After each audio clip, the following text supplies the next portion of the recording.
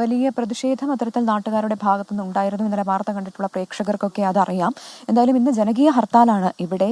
കൂടുതൽ വിശദാംശങ്ങളുമായി കുട്ടമ്പുഴയിലെ ക്ണാച്ചേരിയിൽ നിന്നാണ് എസ് ശ്രീകാന്ത് ചേരുന്നത്. ശ്രീകാന്ത്, ഗുഡ് മോർണിംഗ് എന്ന് പറയണം എന്നുണ്ട്. പക്ഷേ ശ്രീകാന്ത് നിൽക്കുന്ന ഒരു സാഹചര്യം അങ്ങനെ ഒരു ഇടത്തല്ല. ഞങ്ങളിപ്പോഴുള്ളത് കുട്ടമ്പുഴയിലാണ്. ഇവിടെ നിന്ന് അല്പദൂരം മാത്രമേ ഉള്ളൂ ക്ണാച്ചേരിയിലേക്ക്. അവിടെ നിലവിലെ സാഹചര്യം എന്താണ്? ഇന്ന് ജനകീയ ഹർത്താലാണല്ലോ.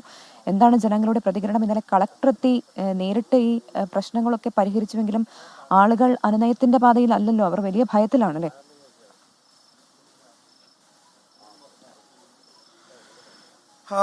പ്രവിത, ഈ ചോദിച്ച ചോദ്യം അത് ഏറെ പ്രസക്തമാണ്. കാരണം ജനങ്ങളെ സംബന്ധിച്ചിടത്തോളം അവരിപ്പോഴും വലിയ ഭയത്തിന്റെ മുൾമുനയിലാണ്. ഞാനിപ്പോൾ നിൽക്കുന്ന ഈ സ്ഥലം ഇത് കണ്ടാൽ തന്നെ അറിയാം, വലിയ ഇരുട്ട് മൂടി കണ്ണിൽ കുത്തിയാൽ കാണാത്ത തരത്തിൽ ഇരുട്ട് നമുക്ക് ഇവിടെ കാണാൻ സാധിക്കും. ഈ കാണുന്ന വഴിയിലൂടെയാണ് എൽദോസ് ഉരുളൻതണ്ണിയിൽ ബസ് ഇറങ്ങി, അതായത് പണി കഴിഞ്ഞ് ഉരുളൻതണ്ണിയിൽ ബസ് ഇറങ്ങി തന്റെ വീട്ടിലേക്ക് എൽദോസ് നടന്നുപോയത് ഈ കാണുന്ന വഴിയിലൂടെയാണ്. ഈ വഴിയിൽ നിന്നും കുറച്ചപ്പുറത്തേക്ക് മാറി, ഏതാണ്ട് ഒരു 50 മീറ്റർ അപ്പുറത്തേക്ക് മാറിയാണ് ഈ സംഭവം നടക്കുന്ന സ്ഥലം.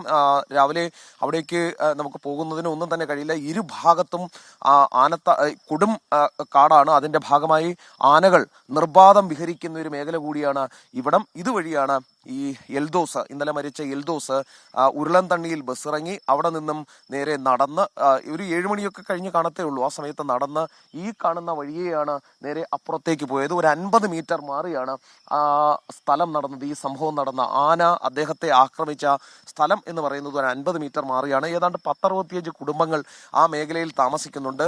വലിയ ഭയത്തിൽ, വലിയ ഭീതിയിലാണ് അവർ എന്നുള്ള കാര്യത്തിൽ ഒരു സംശയവും വേണ്ട.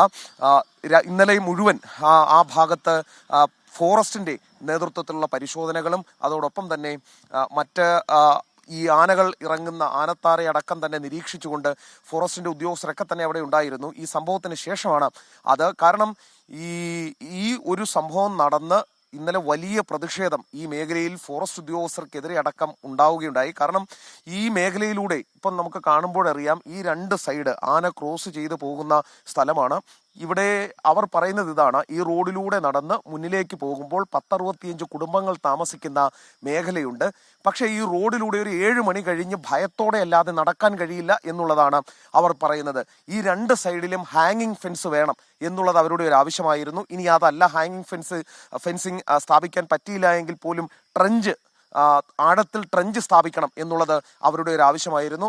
ഈ 2 കാര്യവും നടന്നിട്ടില്ല എന്നുള്ളതാണ്. ഈ സ്ഥലത്ത് നിൽക്കുമ്പോൾ തന്നെ അറിയാം, ഇത് ആളുകൾ നടന്നു പോകുന്ന വഴിയാണെന്ന് ഓർക്കണം. 10-65 കുടുംബങ്ങൾ താമസിക്കുന്നത് തൊട്ടപ്പുറത്താണെന്ന് ഓർക്കണം. ഈ പറഞ്ഞ മരിച്ച എൽദോസിന്റെ വീടടക്കം അവിടെയാണെന്ന് ഓർക്കണം. പക്ഷേ ഈ വഴിയിൽ ഒരു ഒറ്റ സ്ട്രീറ്റ് ലൈറ്റ് പോലും ഇല്ല എന്നുള്ളത് കാണാതിരുന്നുകൂടാ. ഈ കണ്ണിൽ കുത്തിയാൽ കാണാത്ത ഇരുട്ടത്താണ് 7 മണി കഴിഞ്ഞിട്ട് 8 മണിയൊക്കെ ആകുമ്പോൾ ഇതുവഴി ആളുകൾ നടന്നു പോകുന്നത്. തൊട്ടടുത്തോ അപ്പുറത്തോ മാറി ആനയുണ്ടെങ്കിൽ പോലും അറിയാൻ സാധിക്കില്ല എന്നുള്ളതാണ് അവസ്ഥ. അതിന്റെ രോഷത്തിന്റെ ചൂട് ജില്ലാ ഭരണകൂടം അറിഞ്ഞു, ജില്ലാ കളക്ടർ അറിഞ്ഞു, ഇവിടെ എത്തിയ പോലീസ് അറിഞ്ഞു, ഉദ്യോഗസ്ഥരറിഞ്ഞു. അങ്ങനെ എല്ലാവരും ഇന്നലെ രാത്രി മണിക്കൂറുകളോളം ഈ ക്ണാച്ചേരിയിൽ ചെലവഴിക്കേണ്ടി വന്നു ഈ നാട്ടുകാരുടെ രോഷം തണുപ്പിക്കാൻ. അവർ പറയുന്നത് ഒറ്റ കാര്യം മാത്രമാണ്, ഇതുവരെ നൽകിയ വാഗ്ദാനങ്ങൾ. ഈ ഒരു ആവശ്യം അത് ഇപ്പോൾ ഉണ്ടായ ഒരു ആവശ്യം മാത്രമല്ല എന്നതാണ് മറ്റൊരു പ്രധാനപ്പെട്ട കാര്യം. അതായത് ഈ കഴിഞ്ഞ 1 വർഷം മുൻപും സമാനമായ രീതിയിൽ ഇതേ സ്ഥലത്ത് തന്നെ കാട്ടാനാക്രമണത്തിൽ ഒരാൾ കൊല്ലപ്പെടുന്നു. അപ്പോൾ മുതൽ ഇവിടുത്തെ നാട്ടുകാർ പറയുന്നുണ്ട് ഈ ആവശ്യങ്ങളെല്ലാം തന്നെ. പക്ഷേ കഴിഞ്ഞ 1 വർഷമായിട്ടും അതിലൊരു നടപടിയും അധികൃതരുടെ ഭാഗത്തുണ്ടായില്ല. ഇപ്പോൾ മറ്റൊരു മരണം ഉണ്ടാവുന്നു, അതേ രീതിയിൽ കാട്ടാനാക്രമണത്തിൽ തന്നെ ഒരു ജീവൻ പൊലിയുന്നു. അപ്പോഴാണ് ഈ ജനരോഷം ഈ രീതിയിൽ പൊട്ടിയത്.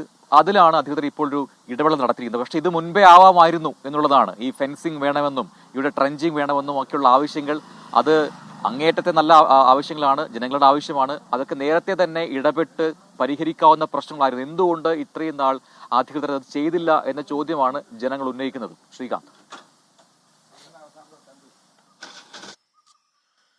അതിലവരെ തെറ്റു പറയാൻ പറ്റില്ല പ്രജിൻ. കാരണം ഒന്ന് ആലോചിച്ചു നോക്കൂ പ്രജിൻ, നമ്മളാണെങ്കിൽ പോലും വൈകുന്നേരം പണിയൊക്കെ കഴിഞ്ഞ് വന്ന് വീട്ടിലേക്ക് പോകുന്ന നമ്മുടെ വഴി ഇങ്ങനെയാണ് കിടക്കുന്നതെങ്കിൽ പ്രജിൻ എന്തായിരിക്കും അവസ്ഥ? ഇതിപ്പോൾ നേരം പുലർന്നു വരുന്നതിനാൽ തന്നെ കുറച്ച് വെട്ടമൊക്കെ തന്നെ ഈ സ്ഥലത്തുണ്ട്. ഇനി അഥവാ നമ്മൾ പോകുന്ന വഴിയിലാണ് ഇങ്ങനെ കണ്ണിൽ കുത്തിയാൽ കാണാത്തത്ര ഇരുട്ട് ഉള്ളതൊന്ന് സങ്കല്പിച്ചു നോക്ക്. അത് കൊടും വനത്തിന് നടുവിലൂടെയാണ് പോകേണ്ടത്. ഒരു വഴിയുണ്ട്, അത് സമ്മതിച്ചു. ആ വഴിയിലൂടെ പോകുമ്പോൾ തമ്മിൽ കാണാൻ കഴിയുന്നില്ല. കയ്യിലൊരു ലൈറ്റ് ഉണ്ടെങ്കിൽ പോലും കാണാൻ സാധിക്കാത്തത്ര ഇരുട്ടുണ്ട്. ഒരു സ്ട്രീറ്റ് ലൈറ്റ് പോലും ഇല്ല എന്നുള്ളതാണ്. ഇന്നലെ നാട്ടുകാരോട് ചോദിച്ചപ്പോൾ പറഞ്ഞത് ഇവിടെ ഫോറസ്റ്റ് ഉദ്യോഗസ്ഥർ ഇതുവഴി മൃഗങ്ങൾക്ക് ബുദ്ധിമുട്ടാകും എന്നുള്ളതിനാൽ ഇവിടെ ഈ ലൈറ്റ് ഇടുന്നതിന് സമ്മതിച്ചില്ല എന്നുള്ളതാണ്. മാത്രമല്ല അങ്ങനെ ഈ ലൈറ്റുകൾ മുഴുവൻ ഓഫ് ചെയ്യിക്കുന്നു എന്നുള്ളതാണ് അവർ പറഞ്ഞത്. അത് ഒന്നാമത്തെ പ്രശ്നം. ഇനി ഒന്ന് നോക്കൂ പ്രജിൻ, ഇത് ഇവിടുന്ന് ഈ റോഡിൽ നിന്നും മാറി ഇതിനപ്പുറത്തേക്ക് പോയാൽ വനമാണ്. ഇതിലെ ആന പോവുകയും വരികയും ഒക്കെ ചെയ്യുന്ന സ്ഥലമാണ്. രാത്രിയിൽ ഈ 10-65 കുടുംബങ്ങൾ ഇതുവഴിയാണ് പോകേണ്ടത് എന്ന് ഓർക്കണം. ഒന്നുകിൽ ഈ ഭാഗത്ത് ട്രെഞ്ച്, ഈ കാണുന്ന സ്ഥലത്ത്, ഈ വേർതിരിക്കുന്ന സ്ഥലത്ത് ട്രെഞ്ച് സ്ഥാപിക്കണം എന്നുള്ളതാണ്, അല്ലെങ്കിൽ ഹാങ്ങിങ് ഫെൻസിങ് വേണം എന്നുള്ളതാണ്. ഇപ്പോൾ പ്രജിൻ കാണാം, നമ്മൾ ആ സ്ഥലത്തേക്ക് ഇപ്പോൾ കുറച്ച് ധൈര്യത്തോടെ കയറി ചെല്ലാം എന്ന് തോന്നുന്നത്. ഇവിടെ ഈ ഒരു ഫെൻസിങ് ഉണ്ട്. ഈ ഫെൻസിങ് ആണ് ഇവിടുത്തെ കാട്ടാനയെ തുരത്താൻ, ഇവിടുത്തെ കാട്ടാനയെ പ്രതിരോധിക്കുന്നതിന് വേണ്ടി ഇവിടെ ആകെയുള്ള സാധനം എന്ന് പറയുന്നത് അവിടെ ട്രെഞ്ച് നിർമ്മാണമൊക്കെ തുടങ്ങിയിട്ടുണ്ട് എന്നുള്ളതാണ്.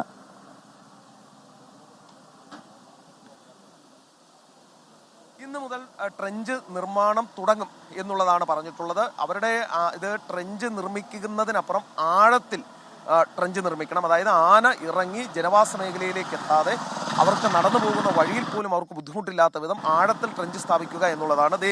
ഈ കാണുന്ന കമ്പി മറികടന്ന് ഈ ഇലക്ട്രിക് ഫെൻസിങ്, ഇതിലൊന്നും ഇലക്ട്രിസിറ്റി പോലും കടത്തിവിടുന്നില്ല. ഇപ്പോൾ ഈ ഫെൻസിങ് ഒക്കെ കടന്ന് ആനയ്ക്ക് വരിക എന്ന് പറയുന്നത് സിമ്പിളായിട്ടുള്ള കാര്യമാണ്. അകത്തു നിന്നും ഈ ആന അത്യാവശ്യം ബുദ്ധിയുള്ള ജീവി കൂടിയാണ്. അതിൻ്റെ മുകളിലേക്ക് മരങ്ങളൊക്കെ മറിച്ചിട്ടിട്ടാണ് ആന ഇറങ്ങി വരികയും ചെയ്യുന്നത്. പക്ഷേ ഹാങ്ങിങ് ഫെൻസിങ് ആണെങ്കിൽ അതുണ്ടാകില്ല എന്ന് പറയുന്നു.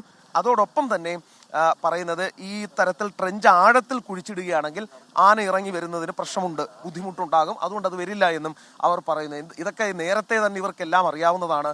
ലൈറ്റ് ഇടണമെന്നറിയാത്ത ഈ ആളുകൾ, വൈദ്യുതി വകുപ്പും ഇവിടുത്തെ പഞ്ചായത്തിന്റെ ആളുകളും ഒക്കെ ഉണ്ടോ എന്നുള്ളത് നമുക്ക് സംശയമാണ്. കാരണം ഇവിടെ ഈ വഴിയിൽ ലൈറ്റ് വേണം എന്നുള്ളത് നമുക്ക് നിൽക്കുമ്പോൾ തന്നെ മനസ്സിലാകും. ഈ സ്ട്രീറ്റ് ലൈറ്റ് വേണം എന്നുള്ളത് അതുപോലും ഇല്ലാത്ത സാഹചര്യമാണുള്ളത്. എന്തായാലും ഇടപെടൽ ഉണ്ടാകുമെന്ന് പ്രതീക്ഷിക്കാം. ഇന്നലെ കളക്ടർ നൽകിയ വാക്കൊക്കെ ഉണ്ട്. അദ്ദേഹം ഇവിടെ തൊഴുകൈകളോടെ നിന്നാണ് പറഞ്ഞത് ഞാൻ നിങ്ങൾക്കൊപ്പമുണ്ട് എന്നുള്ളത്. ആ തൊഴുകൈകളോടെ അദ്ദേഹം പറഞ്ഞ കാര്യം നടപ്പിലാക്കപ്പെടും എന്ന് നമുക്ക് വേണമെങ്കിൽ കരുതാം. ആ കുടുംബത്തിന് ശരി, ശ്രീകാന്ത് അവിടെ തുടരുക. എന്തായാലും എന്താണ് സംഭവിച്ചത്?